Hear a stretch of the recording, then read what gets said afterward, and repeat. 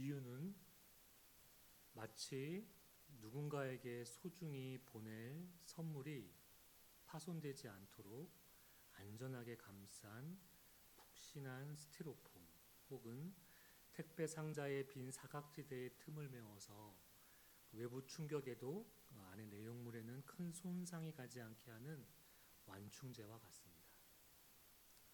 우리가 누군가에게 택배로 선물을 받거나 아니면 중요한 물건을 구매한 후에 그 배송된 상자를 개봉할 때 그 안의 내용물이 신문지나 스티로폼 또는 여러 겹의 에어쿠션 비닐에 꼼꼼하고 안전히 포장되어서 배달되는 것을 우리가 경험한 적이 있을 것입니다. 택배로 식료품은 물론 그 생필품을 우리가 구매하는 일이 요즘 우리 일상에 흔한 그런 일이 되어버린 지금 우리는 이런 것들을 익숙하게 경험합니다. 이때 내용물이 무엇이냐에 따라 우리가 포장을 어떻게 안전하게 할까, 더 꼼꼼히 할까 이런 것들을 주의 깊게 할 필요가 있습니다. 그렇지 않으면 배송 중에 그 내용물이 파손되어서 우리가 상자를 개봉했을 때 때로는 그 안에 내용물이 훼손되거나 그래서 반품하는 일들이 발생하기도 합니다. 이때 우리는 어떻게 포장하느냐, 완충제를 충분히 그 안에 넣었는가에 따라서 우리가 안전하게 그 선물이나 구매하거나 주문한 것들을 받아볼 수 있습니다. 예전에 음식 배달 같은 경우에는 배달하는 분이 중간에서 그 배달 음식 몇 개를 빼먹고 마치 아무렇지도 않게 다시 재정돈을 해서 배달하다가 결국 발각이 되고 그래서 이렇게 매스컴을 통해서 그러한 이야기를 우리가 접하게 되는 그런 경우들도 있었습니다.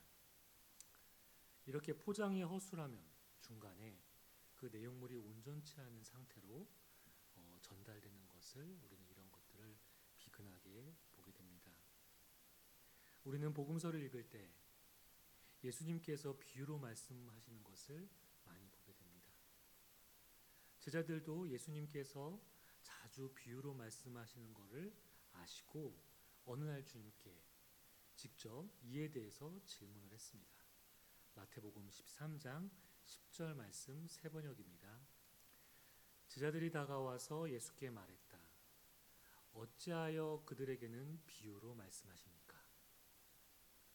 제자들의 이 질문은 바로 예수님께서 우리에게 우리가 잘 아는 그런 본문 중에 하나입니다. 4가지 종류의 땅에 떨어진 그 씨에 관한 비유, 그것이 끝난 다음에 제자들이 예수님께 여쭌 질문이었습니다.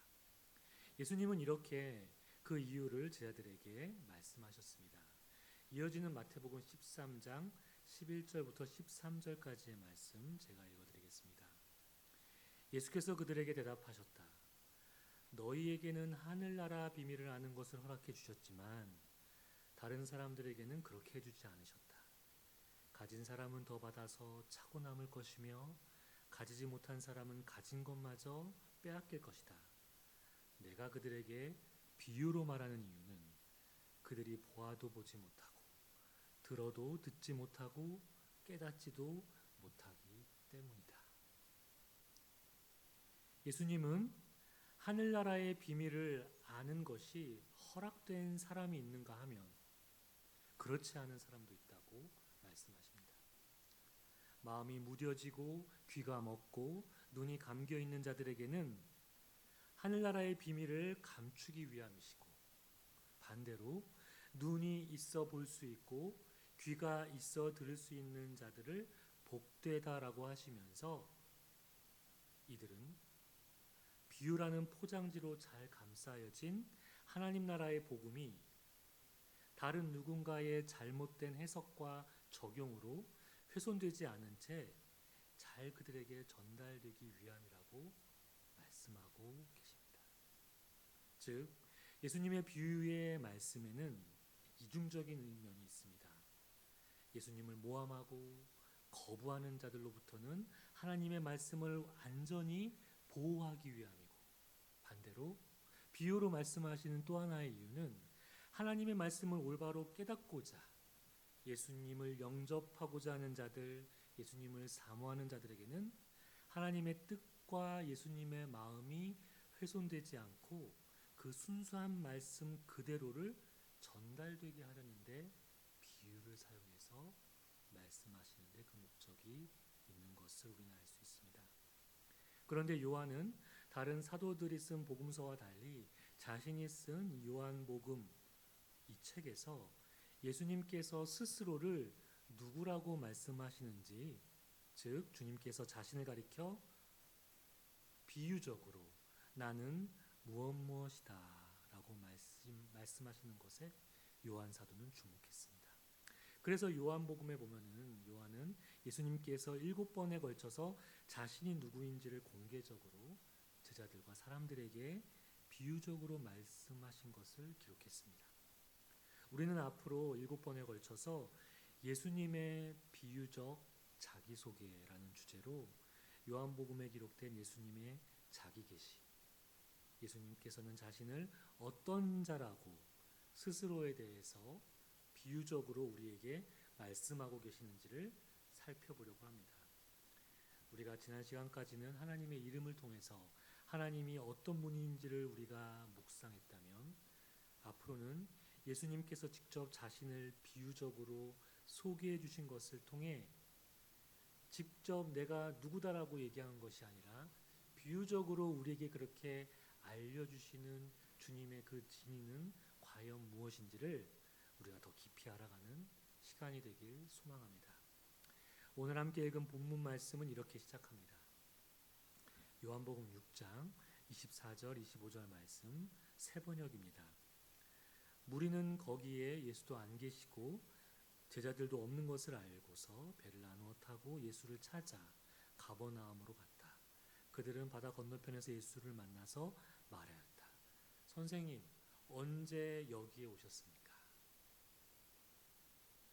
예수님은 갈릴리 바다 동편에서 오병이어의 사건, 즉 물고기 2마리와 보리떡 5개로 5,000명 이상의 사람들을 먹이신 기적을 행하시고 제자들을 건너편으로 배를 태워서 떠나보낸 후에 주님은 홀로 산으로 올라가셨습니다.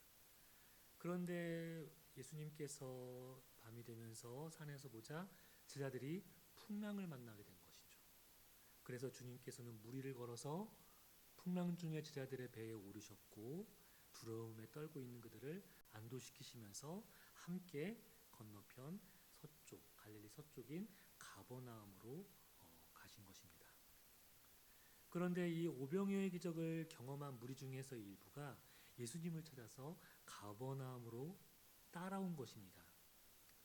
이들은 사실은 예수님이 전날에는 그 가버나움이 아닌 그 동쪽에 있었는데 밤사이에 이런 일이 있었던 것을 그들은 몰랐던 것이죠. 그래서 가버나움으로 예수님이 분명 예수님은 제자들만 떠나보내시고 산에 올라가셨는데 어떻게 건너서 이 가버나움으로 왔지? 하지만 사람들을 통해서 예수님이 그곳에 계시다라는 소문을 들었는지 성경은 말하고 있지 않지만 그들은 어떻게 예수님이 그곳에 왔는지 그곳으로 찾아와서 예수님을 뵙는 장면을 우리는 보게 되는 것입니다. 그리고 그들이 예수님을 만나서 처음 하는 말이 선생님, 언제 이곳에 오셨습니까? 그렇죠. 그들의 머리로는 예수님은 동편에 계속 있어야 했는데 예수님이 밤새 무리를 건너서 제자들과 함께 풍랑을 잠잠케 하신 후에 건너온 사실을 그들이 알 리가 없었습니다.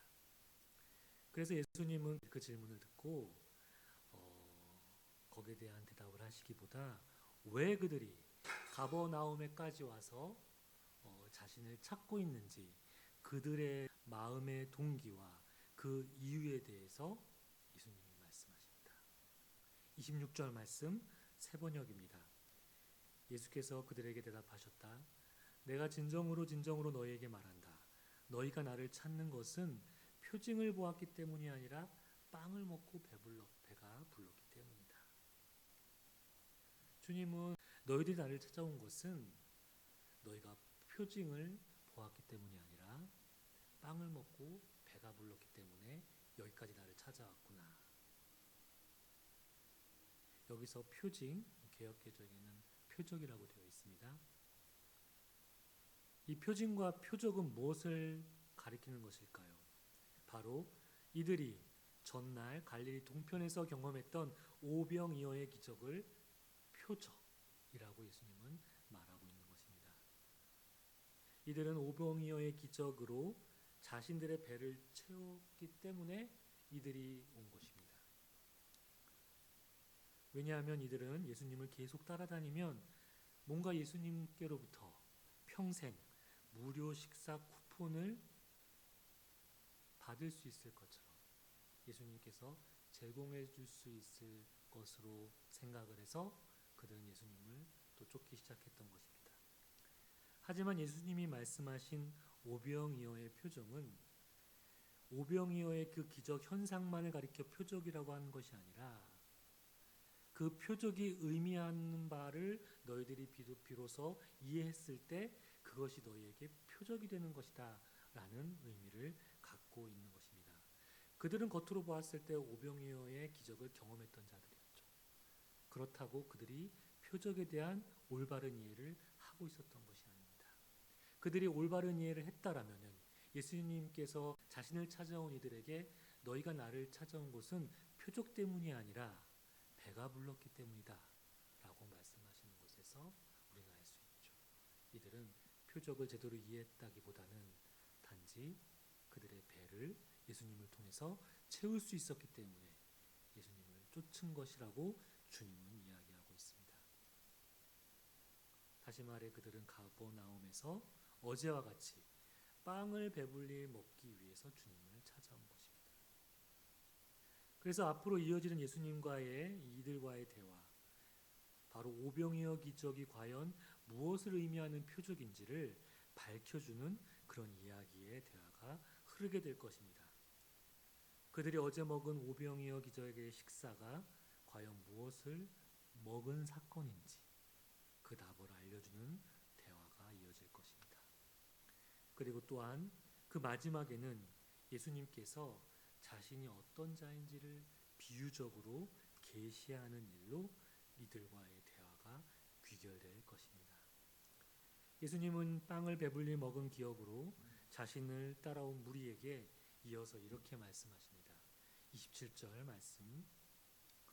너희는 썩어 없어질 양식을 얻으려고 일하지 말고 영생에 이르도록 남아있을 양식을 얻으려고 일하여라. 이 양식은 인자가 너희에게 줄 것이다. 아버지 하나님께서 인자를 인정하셨기 때문이다. 이 무료 식권 쿠폰을 찾아서 찾아온 무리에게 썩어 없어질 양식을 얻으려고 일하지 말아라 라고 이렇게 말씀하십니다. 이 말은 어떤 의미일까요? 예수님이 오병이어의 기적을 베푸신 그것이 썩어 없어질 양식을 얻으려는 행위인가요? 이 예수님의 이 말은 그들의 잘못된 믿음을 지적하신 것입니다. 오병이어의 기적 사건을 통해 예수님은 사람들이 예수님을 하나님의 아들이신 성자 하나님으로 이해하기를 바라셨고 또한 그 하나님께서 그들에게 생명을 주시는 분으로 이 땅에 오신 것으로 예수님을 알기를 원하셨던 것입니다. 하지만 그들은 주님께서 원하시는 이 믿음에 부합하지 못했습니다. 그것을 알게 하기 위해서 예수님께서 보이신 표적이 바로 오병이어 그 기적인데 이들은 그것을 하나의 마술쇼처럼 생각했던 것입니다. 우리는 이 본문을 읽으면서 많은 경우에 썩어 없어질 양식을 위해 일하는 것, 그리고 영혼에 이르기까지 남아있을 양식을 위해 일하는 것, 이것을 마치 육의 양식을 위해 일해라, 영의 양식을 위해 일해야 된다, 이렇게 이분법적으로 이해하는 경우들이 있었습니다. 하지만 저는 여기에서 썩어 없어질 양식을 그렇게 이해하고 싶지 않습니다. 썩어 없어질 양식이란 그릇된 믿음이라고 이해해야지 저는 더 적합한 것 같습니다. 결국 같은 말이 될 수도 있지만 무리가 예수님을 쫓아 가버나움까지 온 것은 예수님에 대한 그들의 잘못된 믿음 때문이었습니다. 예수님은 단순히 그들의 배만을 채워주시는 분이 아니라 영원한 삶을 살게 하는 그 시점에까지 우리에게 유효한 양식이 되어주시는 분이라는 그 믿음. 예수님은 그거를 알기를 원했지만, 그래서 오병이어라는 표적으로 가시적으로 그거를 보여주셨지만 그들은 그 믿음에 미치지 못했습니다. 성부 하나님께서는 성자 예수 그리스도를 그저 무료 식권 자판기로 우리에게 보내지 않으셨습니다. 성부 하나님은 예수님을 영접하는 자들에게 영원한 생명을 주시는 분으로 예수님을 우리에게 보내주시는 것입니다. 이 말을 들은 우리는 이렇게 예수님에게 이어서 질문하는 것을 보게 됩니다. 28절, 29절 말씀입니다. 그들이 예수께 물었다. 우리가 무엇을 하여야 하나님의 일을 하는 것이렵니까? 예수께서 그들에게 대답하셨다. 하나님께서 보내신 일을 믿는 것이 곧 하나님의 일이다. 이들은 썩을 양식, 즉 그릇된 믿음을 추구하는 데서 돌이켜서 하나님께서 기뻐하시는 참 믿음의 그 길을 가기 위해서 어떻게 해야 하는지, 우리가 무엇을 하여야 하나님의 일을 하는 것이 됩니까? 라고 예수님께 질문하고 있습니다. 이에 대해서 예수님의 대답은 너무 심플합니다. 하나님께서 보내신 일을 믿는 것이 곧 하나님의 일이다. 즉 너희 앞에 있는 자, 하나님이 보내신 자를 믿는 것이 참 믿음의 길이다. 하나님께서 원하시는 하나님의 일이 바로 너희 앞에 있는 예수님을 믿는 것이라고 주님께서 이야기하고 계십니다. 오병이어의 기적을 그들이 경험하고도 예수님을 무료 식권 자판기로만 알고 쫓는 것은 예수님이 바로 그들의 참 생명을 위해서 하나님께서 보내신 분이시라는 것을 그들이 믿지 않은 데서 온 행동이었기 때문입니다. 우리도 신앙생활 하다 보면은 이런 질문들을 수없이 기도 가운데 하게 됩니다. 어떤 것이 하나님의 일을 하는 것인가? 나는 하나님의 일을 하기 위해 무엇을 해야만 하는가? 이런 생각에 대한 스스로의 대답이 너무 편협해지다 보면 하나님 일에 대한 이해를 마치 내가 신학교에 가야 하는 건 아닌가? 내가 외국으로 선교를 떠나야 하는 것이 아닌가? 아니면 교회에서 나에게 맡긴 봉사와 헌신, 그런 직분의 자리를 잘 감당해야 내가 하나님의 일을 하는 것이라고 생각하고 열심히 하는 경우들도 있습니다. 이것은 틀린 것이 아닙니다. 하지만 우리가 하나님의 일을 편협하게 이해하게 될 때 지금 말씀드린 이런 일들이 하나님의 일이다라고 우리가 고정돼서 그렇게 생각하는 경우들이 있습니다.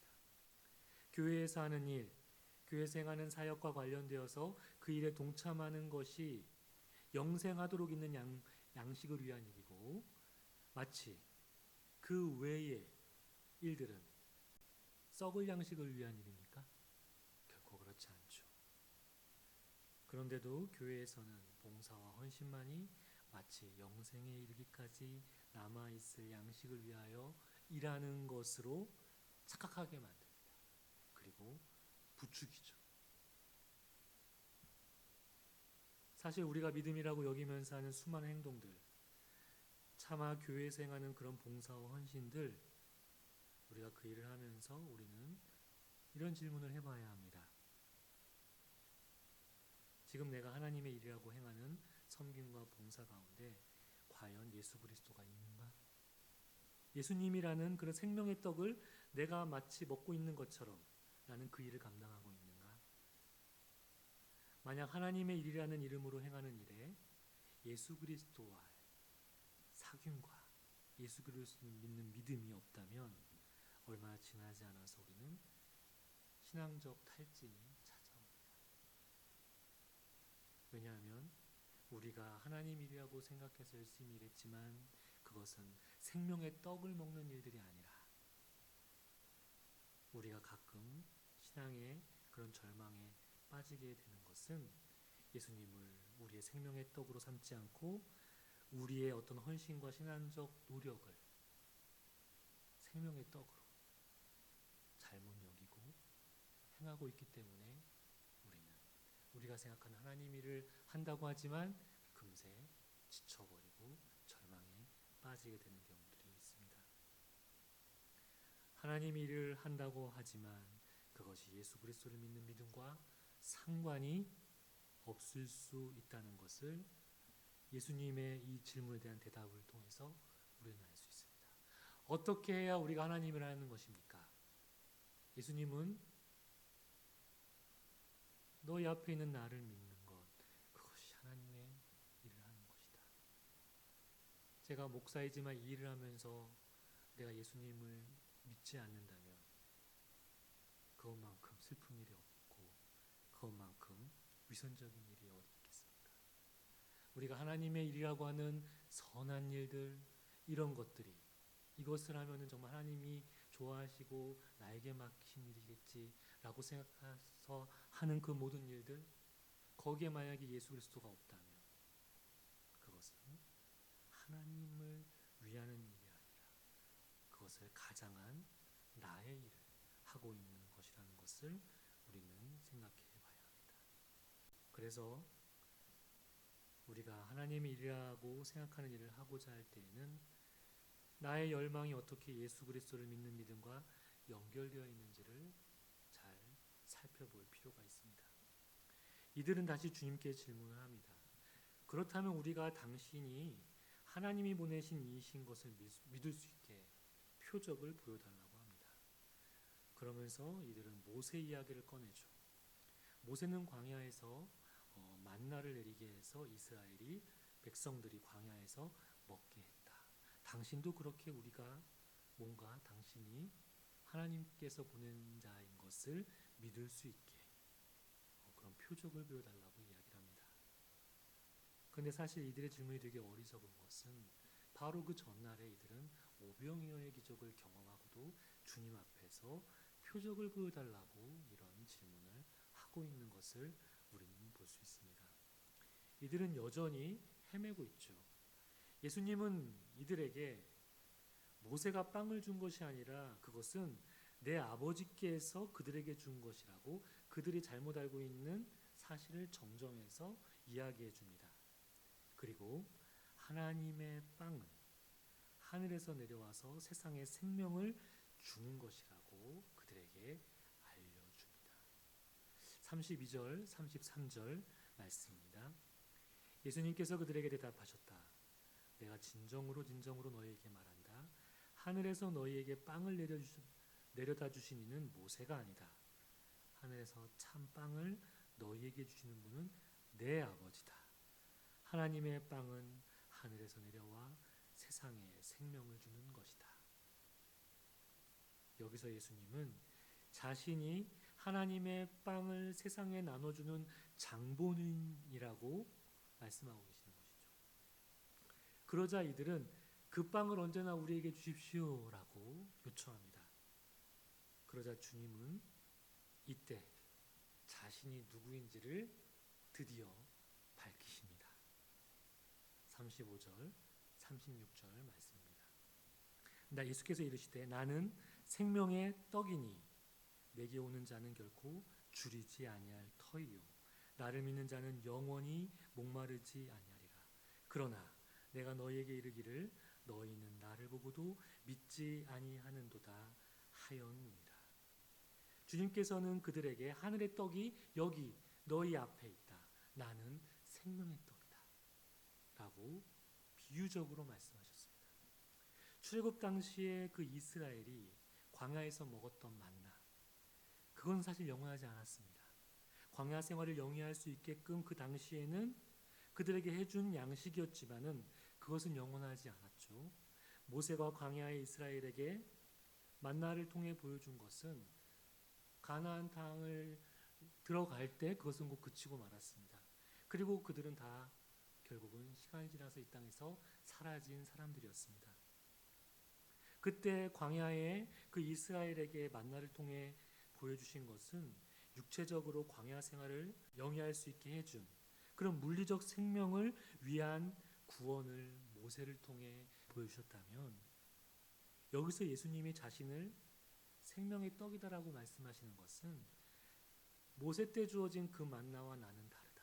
나는 영원한 생명의 떡을, 그 빵을 너희에게 주는 그런 이다라고 주님께서 말씀하신 것입니다. 그리고 이 말씀은 우리가 생명의 떡이신 주님을 온전히 누리게 될 때 우리와 하나가 되어 우리와 함께 형질을 이루고 싶어 하시는 우리와의 연합과 일치를 바라보시고 원하시고 그리고 그 자리로 초대하시는 주님의 마음을 우리는 이 말씀에서 알 수 있습니다. 사랑하는 얼빛교회 성도 여러분, 나는 생명의 떡이다 라고 주님께서는 이들에게 말씀하셨고, 오늘 살아가는 우리에게도 생명의 떡이심을 우리에게 알려주고 계십니다. 생명의 빵, 떡, 어떤 음식입니까?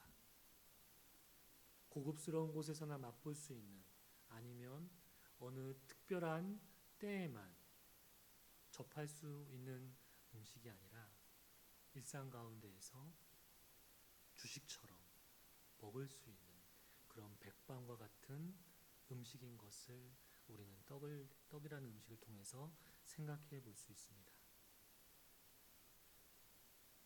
특식이 아닌 백반 같은 주님. 요즘 많은 사람들은 마치 특식을 쫓듯이 더 강한 영적 자극을 추구하기 위해서 그러한 집회, 그런 말씀, 그런 것들에 되게 많이 경도되고 그것을 쫓는 것을 우리가 심심치 않게 보게 됩니다.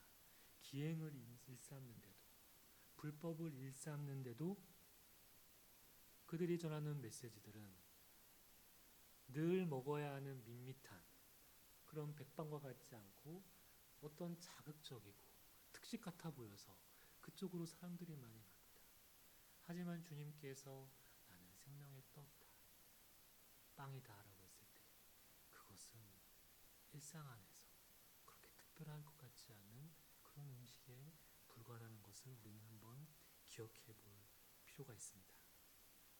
특식을 쫓아 더 강한 영적 자극을 추구하면서 신앙생활을 영위하는 것이 아니라 슴슴한 쌀밥, 한 숟가락에 김치 한쪽 올려놓고 시금치국을 떠먹는 것 같은 그 매일의 밥상이 바로 주님과 우리가 함께 살아가는 영적 여정의 삶이라는 것을 우리에게 보여주고 있는 이 말씀. 나는 생명의 떡이다 라는 것에서 우리가 한번 묵상해 볼 수 있습니다.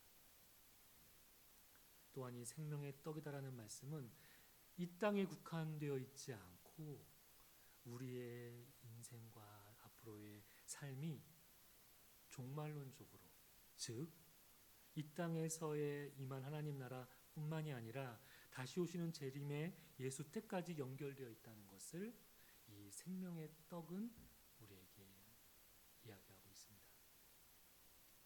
그래서 이 생명의 떡은 이 땅에 안주하고 우리의 배를 배부르는 양식만 구하는 그런 삶이 아니라 영혼을 사모하게 하고 예수 그리스도가 오게 되는 그 순간까지도 우리를 살게 하시는 영원한 하나님의 양식, 그것이 바로 예수 그리스도를 먹는 일, 그분과 함께 동행하며 살아가는 일이라는 것을 우리에게 보여주고 있습니다. 제가 서두에서 비유는 선물을 감싼 포장지, 선물 상자의 그 여백에 촘촘히 메꾼 그 완충제 같다고 제가 말씀드렸습니다. 예수님께서는 요한을 통해서 당신 자신이 어떤 분이신지를 비유라는 포장지를 통해서 소중히 포장해서 오늘 우리에게 소중히 전달해 주셨습니다. 우리는 어떻게 이 포장지, 비유라는 포장지를 어떻게 잘 개봉해서 주님을 만날 수 있을까요?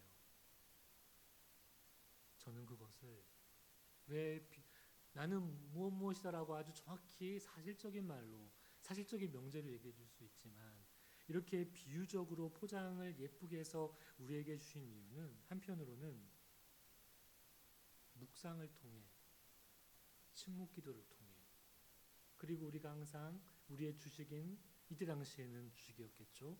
떡이나 빵을 먹으면서 예수님을 늘 생각하면서 예수님을 우리 삶에서 늘 떠올릴 수 있게 현존할 수 있게 주님께서 우리에게 주신 것이 아닌가라는 생각을 한번 해봅니다.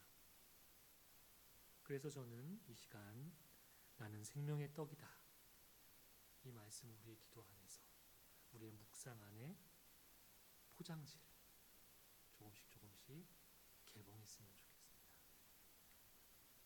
오늘 말씀을 우리 가슴에 품고 우리의 영적 가슴과 가정 그리고 교회 우리가 속한 공동체에 주님께서는 무엇라고 말씀하고 계시는지 나는 생명의 떡이다 이 말씀을 우리 마음에 품고 묵상하면서 주님과 잠시 대화를 나누겠습니다.